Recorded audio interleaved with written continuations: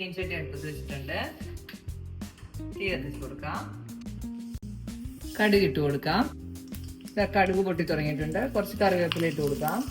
അതിലേക്ക് ചുവന്നുമുളക് ഇട്ട് കൊടുക്കാം. സവാള,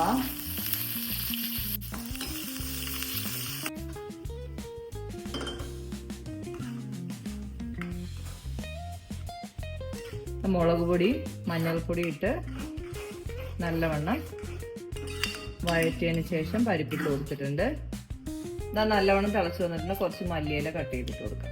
മല്ലിയില ഓപ്ഷണലാണ് കേട്ടോ. മല്ലിയില ഇട്ട് കഴിഞ്ഞാൽ നോർത്ത് ഇന്ത്യൻ സ്റ്റൈലായി പോവും. നോർത്ത് ഇന്ത്യൻ സ്റ്റൈലിൽ വെക്കുമ്പോൾ തക്കാളിയും കൂടി ഇടും. നമ്മുടെ നാട്ടിൽ വെക്കണ പോലെ വെച്ച് കഴിഞ്ഞാൽ തക്കാളി ഇടത്തില്ല. തക്കാളി ഇടുന്നവരുണ്ട്. ഇപ്പൊ നോർത്ത് ഇന്ത്യൻ സ്റ്റൈലാണ് കൂടുതലും നമ്മുടെ നാട്ടിലും. അപ്പോൾ ചെറിയൊരു പൊടി വരും. ഒത്തിരി വെള്ളം പോലെ കിടക്കണത് എനിക്ക് ഇഷ്ടമല്ല. നമ്മുടെ പരിപ്പ് കറി റെഡി ആയിട്ടുണ്ട്. ചോറിലൊക്കെ ഒഴിച്ച് കഴിക്കാൻ നല്ല സൂപ്പറാണ് കേട്ടോ. ചപ്പാത്തിക്കോ ചോറിനോ